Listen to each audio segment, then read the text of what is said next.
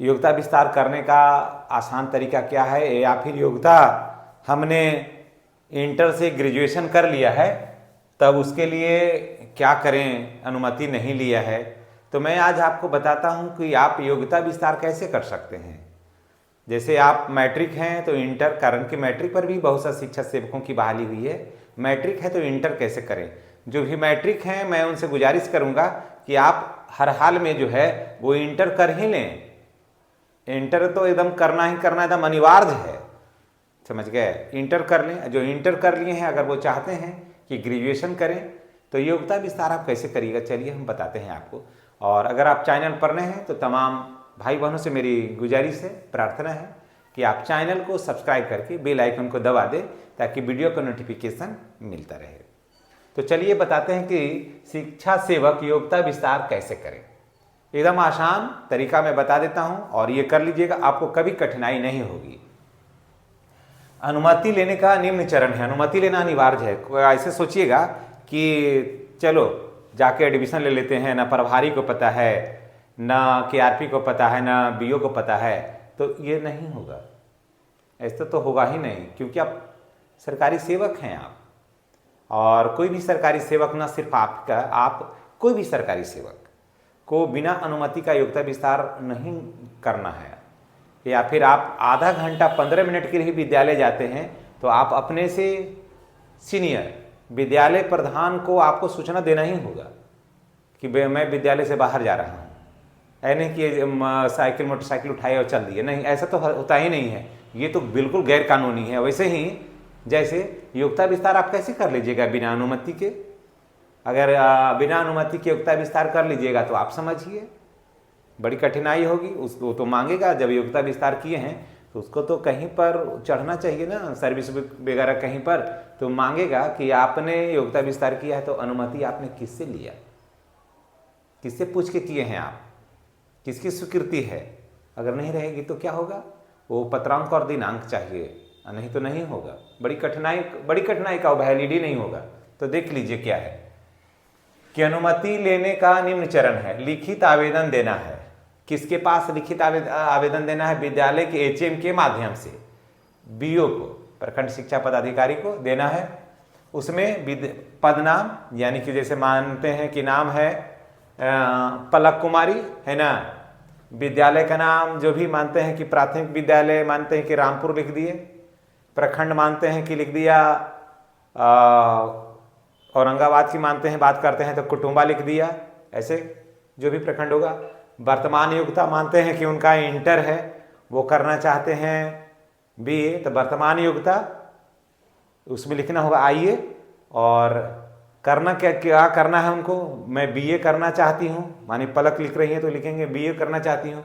अध्ययन की अवधि यानी किस सत्र से किस सत्र तक, तो अध्ययन होगा जब ग्रेजुएशन करेंगे तो 3 वर्ष का, तो मानते हैं कि अभी 25 है, तब 25, 26, 27, 25 से 27 सत्र के लिए यहाँ लिखना होगा।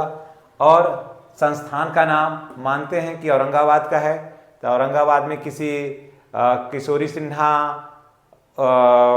महाविद्यालय से तो नहीं होगा, लेकिन वहाँ ऐसे होगा, फिर इग्नू से करना होगा, सबसे बेहतर होता है। इग्नू से करने के लिए तब इंदिरा गांधी ओपन यूनिवर्सिटी सबसे बेहतर है संस्थान का नाम। और अध्ययन के दौरान लिखना होगा कि किस संस्थान से है, तो उसमें लिखना होगा नालंदा ओपन यूनिवर्सिटी से या फिर लिखना होगा इससे इग्नू से। सबसे बेहतर नालंदा से बेहतर इग्नू ही है, कारण कि इसमें ज़्यादा भाग दौड़ नहीं कराता है। नालंदा में तो सब सामान लाने के लिए आपको, हर चीज़ के लिए आपको पटना दौड़ाता है, ये तो गया वगैरह का है तो आसानी से हो जाता है। उधर बाहर वाले जो हैं वो पटना से भी कर सकते हैं, चारों तरफ तो इग्नू का सभी जगह सेंटर है। और गया की बात करें तो यहाँ गया कॉलेज में है इग्नू का सेंटर। अध्ययन के दौरान विद्यालय कार्य प्रभाव न पड़ने का आपको आश्वासन देना होगा कि मैं अध्ययन जो मैं करूँगा या करूँगी तो मैं विद्यालय कार्य को प्रभावित तो नहीं करूँगी, मैं विद्यालय कार्य को देखते हुए अध्ययन करूँगी, क्योंकि आपको क्रॉस्पॉन्डेंस के माध्यम से ही करना होगा। ठीक है, आप समझ गए होंगे। तो लिखित आवेदन देना है विद्यालय के एचएम के माध्यम से, बीओ को नाम लिखना है अपना, उसके बाद अपना पद नाम कि मैं शिक्षा सेवक हूँ, विद्यालय का नाम लिख देना है। वर्तमान योग्यता है क्या, उसको लिखना है, कौन किसमें योग्यता विस्तार करना चाहते हैं, वो लिखना है। उसके बाद अध्ययन की अवधि लिखना है कि कितना समय लगेगा, और संस्थान का नाम जहाँ से आप करना चाहते हैं। अध्ययन के दौरान विद्यालय कार्य पर प्रभाव नहीं पड़ने का आश्वासन देना है कि मैं योग्यता विस्तार कर रहा हूँ या कर रही हूँ, लेकिन विद्यालय का कार्य पर कोई असर नहीं पड़ेगा, मैं वो देखते हुए कर लूँगा। और फिर परीक्षा जब देना है तो फिर अनुमति लेकर के देना है। उसमें लिखना होगा कि कौन कौन डेट का आपको परीक्षा है, उसका अनुमति मिलेगा, उसके बाद वैलिड होता है। फिर प्रखंड शिक्षा पदाधिकारी की स्वीकृति, यहाँ के बाद जो HM जो है लेटर को अप्रूवल करेंगे। उसके बाद वो चल जाएगा कहाँ, प्रखंड शिक्षा पदाधिकारी के पास आपको लेकर चल जाना है। उसके बाद उस पर स्वीकृति हो जाएगा, बोलिए साइन कर देंगे। वहाँ पर आपको दिनांक और पत्रांक हो जाएगा, मिल जाएगा। तब उसके बाद आपका काम हो गया। और उसके बाद आगे देखिए, अगर स्टडी लीव लेना है तब DO की अनुमति, या फिर कोई ऐसा शिक्षा सेवक भाई बहन जो स्टडी लीव लेना चाहते हैं, स्टडी लीव का आपके यहाँ आपको के लिए है ऑप्शन, स्टडी लीव लेना चाहते हैं, माने उसमें आपको विद्यालय भी नहीं आना है, नौकरी भी जिंदा रहना है, हम बाहर जा कर के पढ़ सकते हैं। या फिर बहुत सारे शिक्षा सेवक हैं जो भी पढ़ रहे हैं, तैयारी भी कर रहे हैं, पटना जाके तैयारी करना चाहते हैं, वो जा सकते हैं, लेकिन DO से अनुमति लेना होगा। या फिर BPSC की तैयारी करना चाहते हैं या UPSC की तैयारी करना चाहते हैं, वो तो दिल्ली जाना चाहते हैं, तो वहाँ आपको यहाँ पर DO से लेना होगा अनुमति कि मैं 3 वर्ष के लिए मैं योग्यता विस्तार हेतु या अमुक परीक्षा की तैयारी के लिए मैं जा रहा हूँ या जा रही हूँ, तो हमें अनुमति दिया जाए, तो DO से लेना होगा। और अगर सिर्फ IE BA करना है तब तो यहीं से काम हो जाएगा, तब तो यहीं से काम होगा। लेकिन अगर बड़े परीक्षा की तैयारी करना है, 2 साल 3 साल नहीं आना है घर, कारण कि वो सब परीक्षा के लिए तो घर दौड़ दौड़ के आइएगा तो होगा नहीं, तो उसमें अगर स्टडी लीव की बात मैं कर रहा हूँ, इसको समझ लीजिएगा। जो स्टडी लीव लेंगे, तो जो पढ़ने के लिए छुट्टी लेंगे, तब फिर आपको DO साहब से लेना होगा अनुमति। ये सब करते हुए DO साहब के पास फिर ये लेटर जाएगा, फिर वहाँ से फिर आपको मिलेगा फाइनल। और अगर सिर्फ BA करना चाहते हैं या MA करना चाहते हैं या DLED करना चाहते हैं, तब तो यहीं से हो जाएगा काम। उसके बाद अध्ययन के दौरान शिक्षण कार्य जारी रखना, और क्योंकि आप पहले ही कह दिए हैं कि देखिए यहाँ कह दिया है ना कि अध्ययन के दौरान विद्यालय